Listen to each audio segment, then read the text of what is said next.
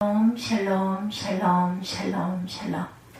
하나님 사랑합니다. 여러분 주 안에서 사랑합니다. 열왕기상 14장 말씀이죠. 21절에서 29절 내용으로 야외 보시기에 어떤 모습들인지 우리 스스로를 잘 묵상해 봅니다. 사순절 기간 가고 있어요.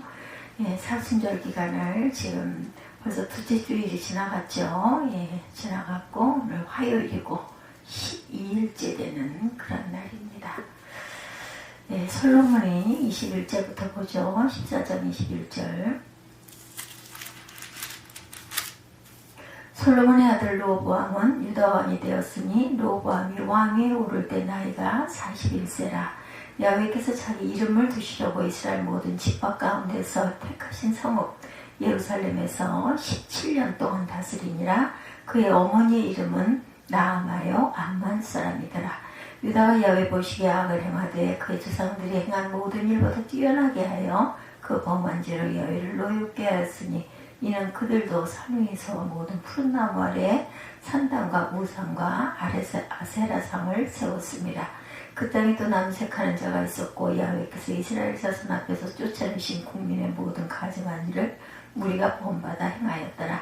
르호보암 왕 제5년에 애굽의 왕 시삭이 올라와 예루살렘을 치고 여호와의 성전의 보물과 왕궁의 보물을 모두 빼앗고 또 르호보암 솔로몬이 만든 금 방패를 다 빼앗은지라. 르호보암 왕이 그 대신 노수로 방패를 만들어 왕궁 문을 지키는 시위대 대장의 손에 맡김에 왕이 야훼 성전에 들어갈 때마다 시위하는 자가 그 방패를 들고 갔다 시위소로 도로 가져갔더라. 르호보암의 남은 사적과 그가 행한 모든 일은 유다왕 역대지락에 기록되지 아니하였느냐. 이런 내용입니다. 야훼 보시기에 어땠을까? 르호보암의 통치는 어땠을까? 또 저와 여러분들의 오늘날의 삶은 어떠한지 한번 이 말씀에 비춰보도록 하죠. 보시기에 따라서 어떤 모습들을 하고 있는지. 관점이라는 말 여러분들 아시죠? 볼관 점자를 써서 점자를 써서 사물이나 상태를 볼 때 그 사람이 보고 생각하는 태도나 방향을 뜻합니다. 모든 사람은 각자 나름대로 이 관점을 가지고 있고 관점에 따라 보기 때문에 같은 것을 보면서도 각각 다르게 이해하게 되죠. 어떤 컵을 봤을 때 어떤 모양일까? 두 사람이 서로 마주보고 있는 것이 보이고 검정색 사람은 잔이 보일 것이고 흰면을 보는 사람은 두 사람을 볼 수 있겠죠. 그림 안에 이런 모습들을 우리가 한번 상상해 봅니다. 미인의 얼굴이 보이십니까? 아니면 숲속나무가지 위에 다람쥐 두 마리가 보이십니까? 어떤 그림을 볼 때 특징적으로 딱 각인되는 모습들. 이번에 검정색 나무를 중심으로 보는 사람들은 다람쥐를 볼 수 있고 흰 면을 중심으로 보는 사람은 미인의 얼굴을 아마 볼 수 있을 것입니다. 그림을 어떤 관점에서 보느냐에 따라서 이처럼 사람마다 보는 것이 다르다는 것은 관점의 차이다 이렇게 말하죠. 이런 관점의 차이 보기에 따라 달라지는 경우는 생각보다 굉장히 많습니다. 어떤 부부가 다른 동네 어떤 동네로 이사를 갑니다. 이사한 다음날 아침 식사를 하다가 옆집 여자가 빨래 놓는 것을 보던 아내가 말을 합니다. 아이고 빨래가 저게 뭐야, 빨래할 줄 모르네, 세제를 좀 좋은 곳으로 써야겠네 라며 혀를 찹니다. 그러나 남편은 쳐다보기만 할 뿐 아무 말도 하지 않죠. 그 후 이웃집 여자가 빨래를 넣을 때마다 아내는 옆집 여자가 빨래를 못한다면서 자꾸 핀잔을 들어놓습니다. 한 달이 지난 어느 날 아침 옆집 빨랫줄에 깨끗하게 세탁된 빨래가 널린 것을 보고 아내가 깜짝 놀라면서 남편에게 말합니다. 옆집 여자가 오늘은 빨래를 제대로 했네요. 누가 가르쳐 줬나 봐. 그때 남편이 말합니다. 오늘 아침 일찍 내가 우리 집 창문을 닦았어. 창문이 더러웠던 거예요. 여러분들 무슨 얘기인지 아시겠죠? 자기 집 창문이 더러워서 옆집 빨래가 지저분하게 보였던 것입니다. 이렇게 관점, 바라보는 시각이 중요하다는 것을 여기서 설명하고 있어요. 오늘 제가 왜 이 관점이라는 것으로 여러분들 설교를 시작했을까요? 성도가 자신과 자신의 삶을 바라볼 때 자신의 시각, 세상의 일반적인 시각이나 다른 사람들의 시각이 아닌 제3의 시각, 관점이 존재하기 때문이라는 것입니다. 최종적이고 확실한 평가는 어떠할까? 오늘 두 본문 한 사람에 관한 다른 기록들이 있어요. 그는 솔로몬의 죄로 말미암아 그 아들 때 이스라엘이 두 나라로 나눠질 것이 예언이 되었었죠. 그 예언을 자신의 어리석음으로 성취되게 만든 분열 왕국 중 남쪽 나라의 왕 르호보암의 이야기입니다. 그런데 이 르호보암에 대한 열왕기의 기록과 역대기의 기록이 많이 달라요. 그 이유는 두 성경이 서로 다른 관점으로 기록했기 때문이죠. 열왕기는 선지자적인 관점으로 기록됐습니다. 그렇기 때문에 하나님의 말씀의 기준인 율법에 따라 바른 왕과 잘못된 왕을 엄격하게 구분하고 있어요. 그리고 말씀대로 살면 반드시 복을 주시지만 말씀대로 어긋나게 살면, 말씀에서 어긋나게 살면 하나님은 그에게 주신 복을 거두어 가시고 또한 그를 벌하시고 흩어버리시는 분으로 그려져 있기도 하죠. 이와는 달리 바벨론 포로에서 돌아온 후 기록된 것으로 귀환 자와 남아있는 자들에게 하나님의 백성이자 하나님을 예배하는 자로서의 정체성을 심어주기 위해서 기록된 역대기는 제사장적인 관점에서 기록되어 있다. 그러니까 어떤 관점으로 바라보느냐가 굉장히 중요하죠. 열왕기상은 선지자적인 관점, 그리고 역대기는 제사장적인 관점에서 바라보았다. 그러다 보니까 부정적 섭수를 피했고 열왕기에 잘못을 행한 왕으로 기록된 왕에 대해서도 긍정적인 것만을 부각을 시킵니다. 그렇다면 르호보암에 대한 역대기의 기록부터 한번 살펴보도록 하죠. 사람들이 보기에 역대하 11장 13절에서 23절입니다. 르호보암은 솔로몬의 아들로 통일 이스라엘의 마지막 왕이죠. 또한 분열 후 남왕국 유다의 첫 번째 왕이 됩니다. 그는 41세의 왕이 되었고 17년간 통치를 했어요. 열왕기상 14장 21절에 기록되어 있습니다. 그런데 그가 왕이 된 직후 백성들을 노역을 시키는 문제 때문에 이것으로 인해서 나라가 나뉘게 되죠. 여로보암을 앞세운 백성의 대표단이 찾아와 노동을 줄여주고 세금을 감해달라 이렇게 요청을 했어요. 그런데 이런 백성들의 고통을 들은 그는 아버지 때보다 왕을 보필했던 노인들의 충언을 거절하고 자기 또래의 젊은이들의 의견을 받아들여서 백성들의 요구를 묵살해버리죠. 이런 르호보암의 강압적인 행동이 백성들의 불만을 굉장히 고조시켜서 갈등이 빚어지게 됩니다. 결국 그 일 때문에 유다와 베냐민 지파를 제외한 나머지 10개의 지파가 여로보암을 왕으로 세운 후 분리 독립을 해버리죠. 그래서 남과 북으로 나뉩니다. 그 후 르호보암은 달라집니다. 아버지 솔로몬처럼 대규모 토목 공사를 실시했어요. 모두 15개의 성읍을 건축했다라는 부분이 11장 5절에서 12절에 증거하고 있습니다. 이 성읍들은 왕국을 보호하기 위한 일종의 방어벽이었고 위치는 남쪽 애국과의 국경 지역과 블레셋과의 국경 지역에 이런 방어벽을 세웠다라는 거죠. 중요한 것은 이 15개 성읍 중 어느 하나도 북왕국 이스라엘과 대치하고 있는 지역에는 없었다는 것. 그 뜻은 르호보암은 북이스라엘을 군사적으로나 정치적으로 적대 관계로 보지 않았다는 뜻이고 도리어 일종의 햇볕 정책처럼 문을 열고 있다는 메시지를 보여주고 있는 거예요. 그리고 그는 군대를 정비합니다. 또 아들 아비야를 일찍 후계자로 지목하므로 왕가에서 고질적으로 일어나던 왕위 쟁탈 이런 것들을 사전에 방지를 하고 또한 아들들을 각 성읍으로 분산해서 성읍을 다스리게 하므로 그들의 권력욕을 지혜롭고도 건설적으로 이용을 합니다. 그뿐 아니죠. 역대기는 르호보암에 대해서 아주 중요한 기록을 하나 더하고 있어요. 역대하 11장 13절에 보면 온 이스라엘의 제사장들과 레위 사람들이 그들의 모든 지방에서부터 르호보암에게 돌아오되 이렇게 기록되어 있습니다. 북왕국 즉 유다와 베냐민 외 10개 지파에 흩어져 있던 레위인들과 제사장들이 남왕국 유다로 돌아온 이 일은 르호보암 왕 때 있었던 일 중 가장 인상적인 것이었다. 그렇다면 그들은 왜 남유다로 온 것일까? 그 그 이유는 북왕국의 왕 여로보암이 정책적으로 전국 각지의 우상을 만들어 세웠고 그 우상을 숭배하는 제사장들을 따로 세워 기존의 제사장들을 폐해버렸기 때문이죠. 따라서 제사장들과 레위인들은 하나님 없이 우상만 있는 곳에 하나님께 드리는 제사 대신에 우상 숭배만 있는 곳에 더 이상 있을 수 없어서 남하를 하고 맙니다. 그때 제사장들과 레위인들 뿐만 아니라 이스라엘의 모든 지파 중에 마음을 굳게 하여 이스라엘의 하나님 야훼를 찾는 자들이 모두 다 남쪽으로 내려옵니다. 정든 고향과 자신들의 기업을 포기한 채 신앙의 자유를 찾아서 하나님께 예배하기 위해서 내려온 거예요.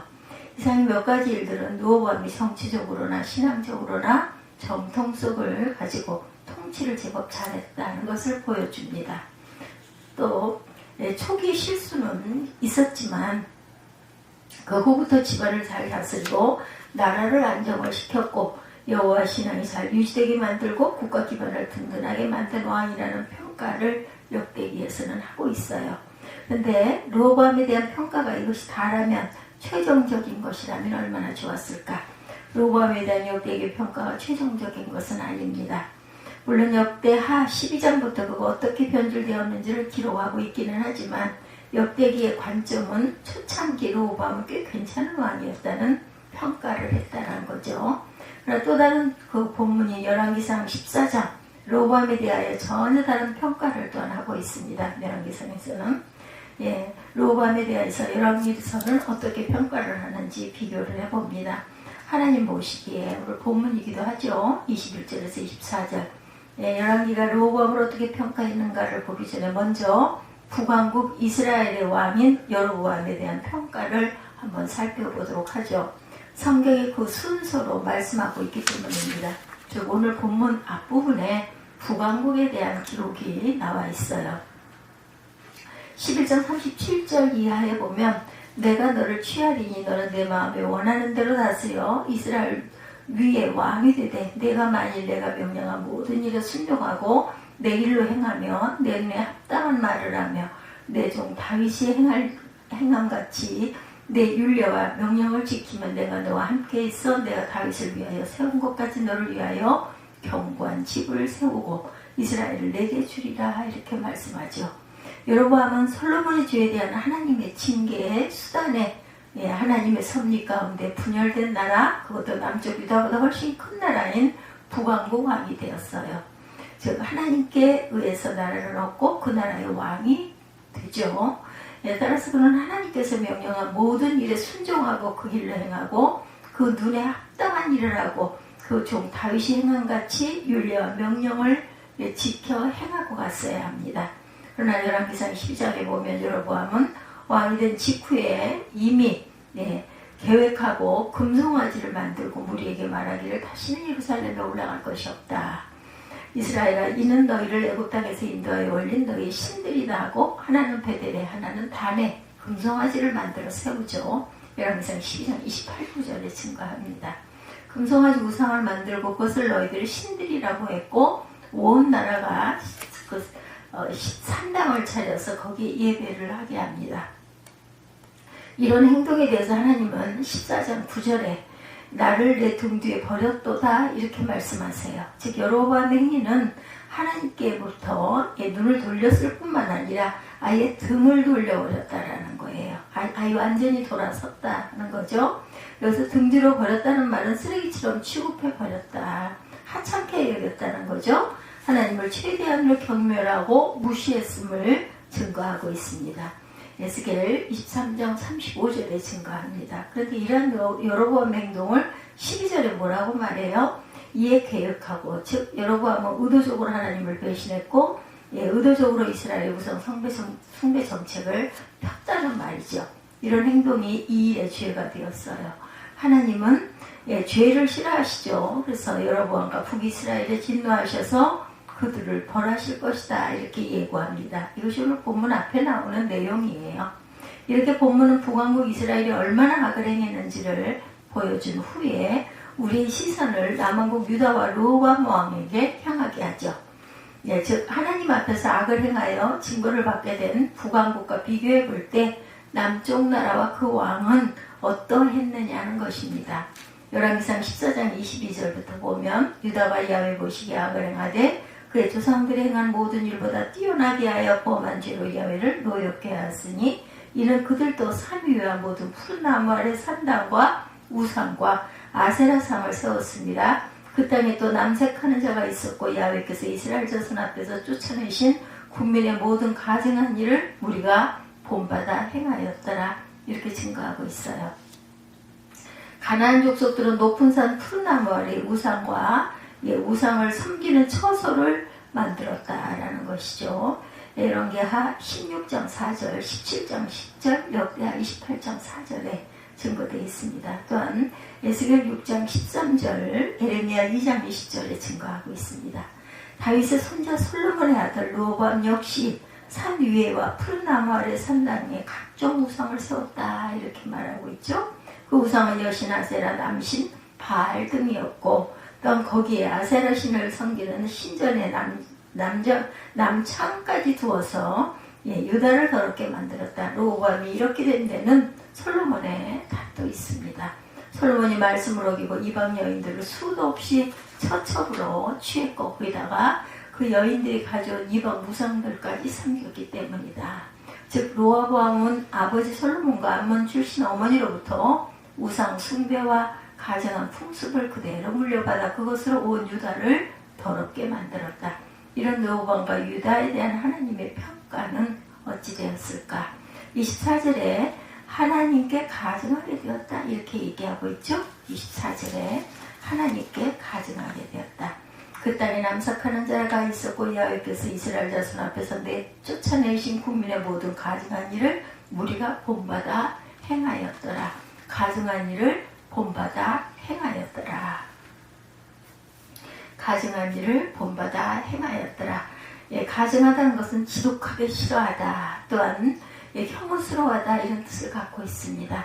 17년은 유다 왕으로 다스린 르호보암의 생애는 하나님 보시기에 혐오스러울 정도였다는 거죠. 근데 열왕기서 본문에 르호보암이라는 이름은 나오질 않아요. 그가 악했다는 기록도 없습니다. 다만 유다 백성들이 하나님 보시기에 악을 행했다 이렇게만 표현하고 있어요. 근데 르호보암이 문제가 되는 것은 그가 유다 백성들로 하여금 우상을 숭배하게 만들었고 도덕적으로 타락하게 만들었다는 거죠. 결국 앞서 기록한 대로 북왕국 이스라엘을 타락하게 만들어 하나님의 징계를 받게 만든 여로보암과 마찬가지로 유다를 타락하게 만들고 하나님의 징계를 받게 만든 장본인이 다윗의 손자 솔로몬의 아들 르호보암이었다는 것입니다. 오늘 본문의 의도가 바로 여기에 있어요. 열왕기를 기록한 저자가 볼 때 남유다와 그 왕 르호보암도 북이스라엘 왕 여로보암과 비교해 볼 때 별로 차이가 없다. 비슷했다. 역사기와 일반 사람들은 남쪽과 북쪽을 비교하면서 또한 정도의 차이, 시기의 차이, 방법의 차이를 설명할 수도 있을 거예요. 그리고 국가의 정통성과 신앙의 중심인 성전과 하나님께서 다윗에게 하신 언약이 유다 나라와 다윗의 후손들에게 있지 않느냐라고 할 수도 있다라는 거죠. 그러나 열왕기서는 그것을 무시합니다. 열왕기 저자가 이렇게 본 것은 하나님께서 그렇게 보시기 때문이다. 하나님 보시기에 남이나 북이나 여로보암이나 르호보암이나 동일했다. 그러다 보니 그 후 일어나는 하나님의 징계 역시 비슷하게 일어납니다.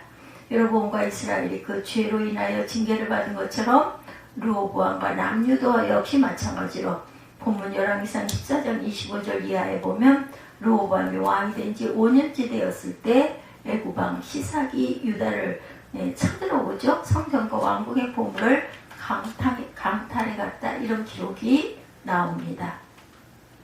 성전과 왕궁의 보물을 누가 모은 것이에요? 다윗과 솔로몬이 하나님의 복으로 모았던 것이죠. 근데 그것들이 전부 다 강탈을 당했다. 무엇을 의미해요? 첫째로 하나님은 당신께서 주신 것들을 지키지 못하는 자들에게 그 주신 것을 다 빼앗아서 분리해버리는 분이다. 흩어버립니다. 중국 당나라의 두 번째 왕인 태종은 어느 날 측근들을 모아놓고 창업과 수성 중에 있는 것이 어떤 게 더 어려운지를 물어봤다고 그래요. 창업과 수성 중에 어느 것이 더 어려운가? 이 물음은 나라를 세우는 일과 나라를 지키는 일 중 어떤 것이 어렵냐 이런 질문이에요. 참혹과 수상이라는 것은. 그때 위증이라는 신하가 일단 천하를 얻고 나면 욕망을 억제하지 못하고 나라를 망침으로 수성이 더 어렵다 이렇게 말을 합니다. 지키는 거, 나라 지키는 거. 여기서 수성이 참혹보다 어렵다는 말이 유래되었다고 그래요. 르호보암은 그 조상들이 받은 것을 지키지 못했습니다. 두 번째로 성전이 소득을 맞았다는 것을 의미하고 있습니다. 거룩한 성전이 하나님을 모르는 자들에 의해서 유린당하고 성전의 기물들과 보물들이 강탈을 당한 것은 우상을 숭배하고 도덕적으로 방탕한 것들은 더 이상 하나님의 백성으로서의 자격이 없다는 것. 따라서 하나님께서 더 이상 그들 가운데 머무시지 않는다는 것을 보여주죠. 세 번째는 이 일은 또 다른 메시지를 가지고 있는데 그것은 하나님의 경고였어요. 하나님께서 범죄한 유다를 시삭이라는 몽둥이로 때리시면서 아직은 끝이 아니니 얼른 정신 차리라 라는 뜻으로 그렇게 하셨다라는 것. 그러나 이들은 병으로 경고를 받았지만 그것을 무시하고 여로보암처럼 르호보암 역시 이 경고를 무시합니다. 하나님은 다윗에게 하신 약속 때문에 그에게 은혜를 베푸셨으나 그 은혜마저 그 기회마저 놓쳐버리게 되었다. 이런 르호보암에 대해서 성경이 뭐라고 말씀하세요? 야훼 보시기에 그랬다 라고 말합니다. 르호보암은 이런 삶으로 인해 모든 왕과 모든 하나님의 백성들을 오직 하나님의 눈으로 하나님의 기준으로 평가되어야 한다는 정통을 남겼어요. 열왕기상 14장 22절에 처음 나오는 야훼 보시기에 라는 말은 르호보암 이전 사울왕, 다윗왕, 솔로몬의 왕의 경우나 그 이전의 신앙의 수성들에게는 적용되지 않았던 말이에요.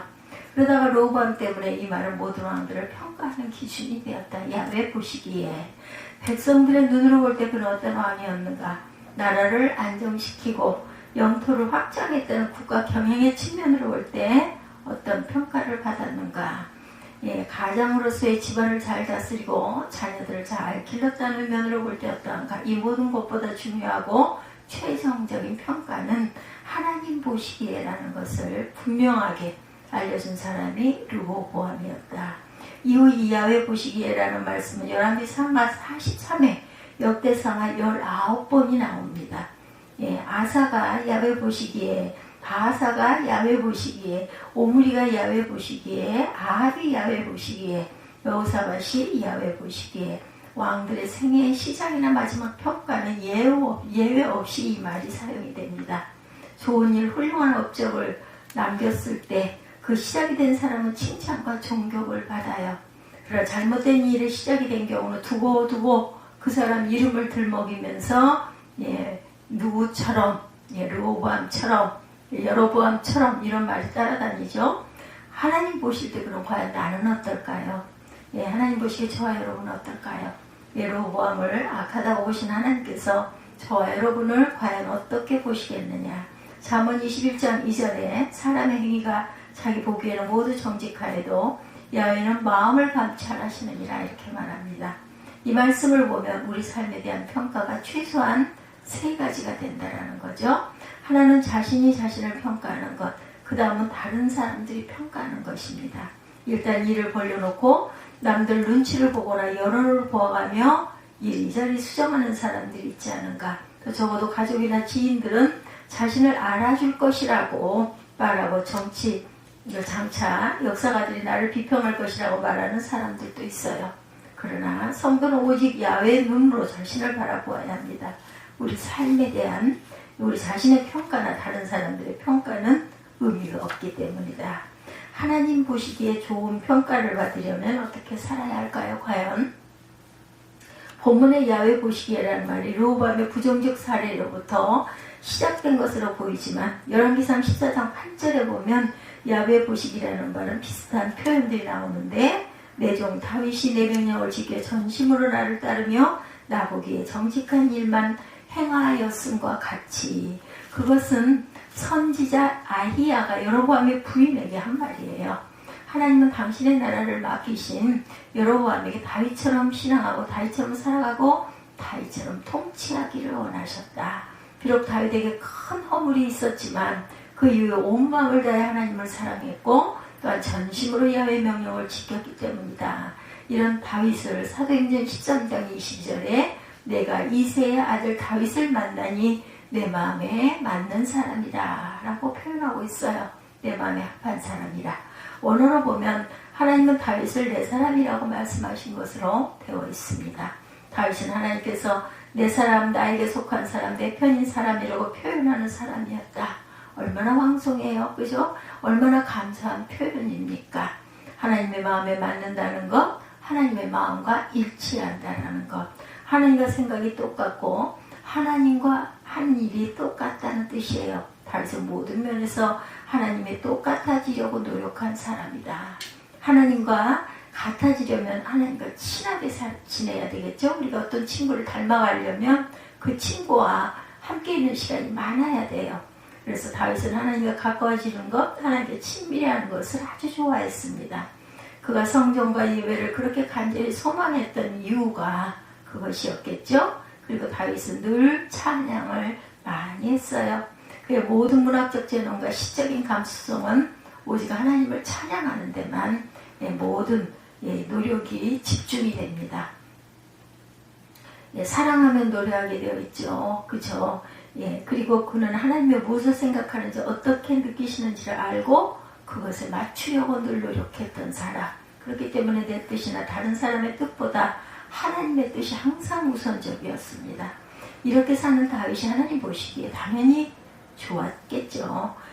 여러분은 하나님 보시기에 좋으려면 르호보암이나 여로보암처럼 살았던 것과 반대로 살면 된다는 말이고, 하나님 보시기에 좋은 삶의 모델, 야훼 보시기에 라는 말을 제일 먼저 만든 다윗처럼 살면 된다라는 것이죠. 기억하시기 바랍니다. 우리는 얼마든지 사람들과 그들의 눈을 속일 수가 있어요. 사람들이 보기에 좋은 사람, 모범적인 가장 성실한 직장인 보일 수 있다는 거죠. 그러나 하나님을 속일 수는 절대로 없다. 우리의 안과 밖 그 전부를 아시는 하나님이시다. 하나님은 불꽃 같은 눈동자로 환하게 그리고 정확하게 보고 계세요. 지금도 하나님의 카메라가 여러분의 전부를 촬영하고 있습니다.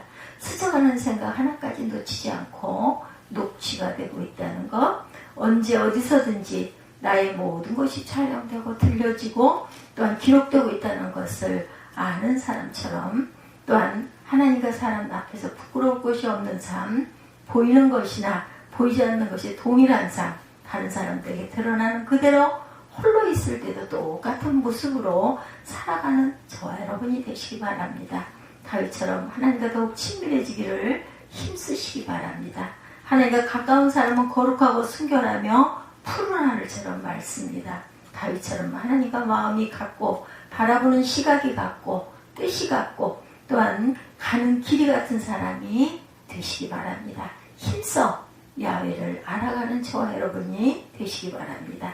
기쁠 때나 슬플 때나 변함없이 찬양하고 기도하십시다. 늘 하나님 편이지만 그래도 나보다 먼저 다른 이들을 생각하시기 바랍니다.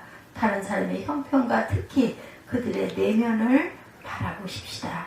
다른 사람들을 따뜻하게 안아주고 선하고 거룩한 모범이 되면서 아름다운 영향력을 끼치는 저와 여러분이 되셔서 오직 예수 그리스도만 자랑하고 전할 줄 아는 사순절, 특별히 이 시기에 더욱 하나님 주님을 사모하시는, 주님이 우리를 위해서 십자가에 못 박혀 돌아가시고 그로 인해 우리에게 영생의 부활의 영광을 알게 주셨지 않습니까?